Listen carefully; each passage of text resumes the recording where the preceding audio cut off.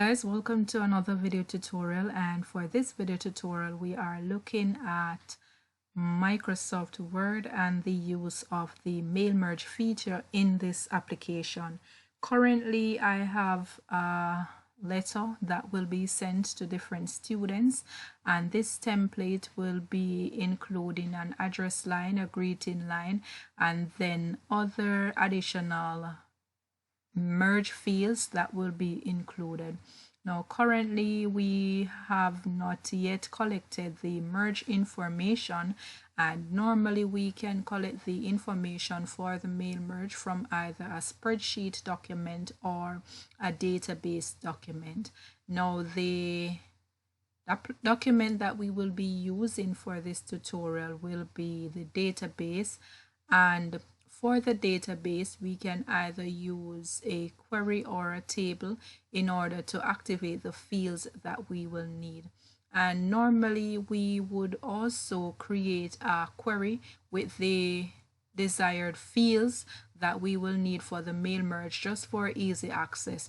So if it is that you already had a database, however, not all of the fields that you would want for the mail merge document, which is this one, then what you could do is to create a specific query for that set of information, and then from there it would be very easy to access the fields that are needed.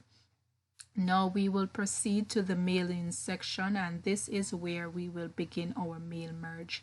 We have a create section as well as a start mail merge, and in the start mail merge section we will select the option that says select recipients. Now for the select recipients we will be using the option that says use an existing list. Reason being is that we already have our database that was created, and as a result we would be locating that because the information that we need for this mail merge document is already within that database. So I select use existing list, and we receive a pop-up box just to locate where exactly we have our database document. Mine is currently on the desktop and it is a student database.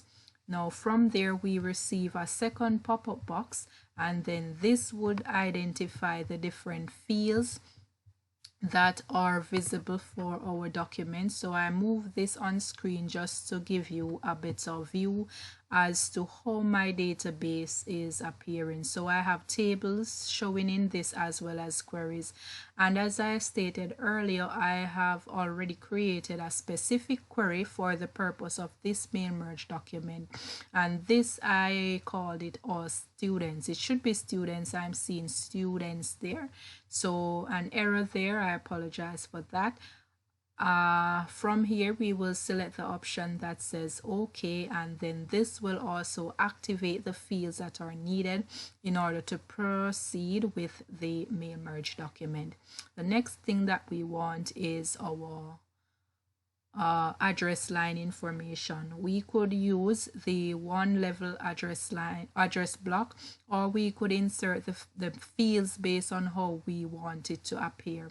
Now for this I will be using the insert field, and I will use for the first line first and last name, the second line the address, third line parish, and then the fourth line the country.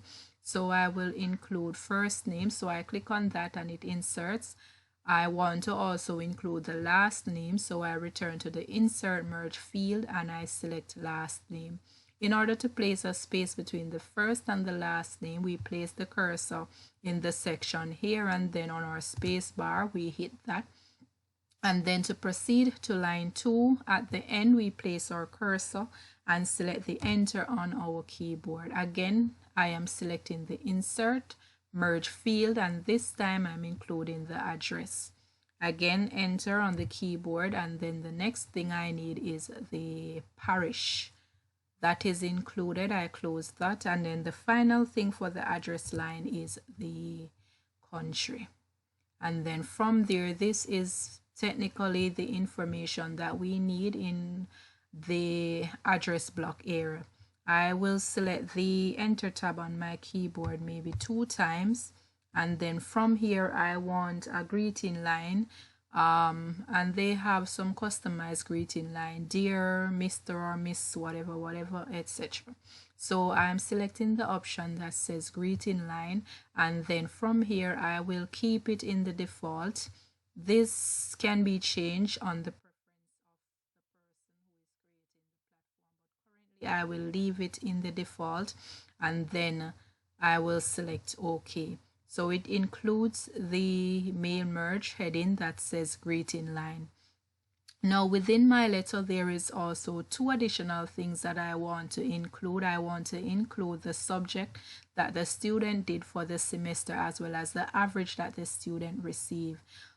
These were placeholders, so what I will proceed to do is to remove each and then insert the merge field based on what we have in the query. So I will go ahead and remove subject, and then in the insert merge field I am going to select subject area, and then I space that. So the subject area is where the subject will now appear. I will do the same thing for average, so I highlight and then I remove this information, and again insert merge field, and this time I include in the average. Now for the average, there was no percentage sign beside it in the database. So what I can also do is to insert the percentage sign at this point, and then this automatically shows up whenever we proceed to see the preview results. Now from here, we would first like to save this as our main letter, indicating that this was the original document that we created. So what I will proceed to do is to save this as maybe letter or letter 1, and I'm just going to use a random location on my computer to save. So I select the downloads, and then I select letter 1 in this case, and then select save. So currently this is the first letter that we created. So we want to now proceed to see how our letters will look when we are seeing the actual names of the persons who will be receiving the letters. So the option that I'm selecting at this point is the preview results, and this gives us the option to say the subject that this student did was integrated math, and the percentage was 60%. If you are not clear as to what the mail merge fields were, you could select the option that says highlight merge fields, and it will give these a gray highlight. So these were the information that have been applied with the mail merge. Again, this is the preview results, so this shows the exact information, or the exact information that will be displayed on the letters to be sent to the students. So again, we will proceed to save in this document, and this time we will save this as a letter 2. So save as, downloads was my last location, and it is letter 2, and then save. And then the final thing that we would want is to finish our merge, and what this does is to produce all the letters that will be sent out to the different students, and this is what we refer to as a merge. Every information, every letter that will be sent out, if it is 1,000 students that the letters were supposed to be sent to, then the finish and merge option gives us that, and then produces all of those student information. So I select the finish merge, and then it will be edit individual documents, and once that is selected it will be all, and then OK.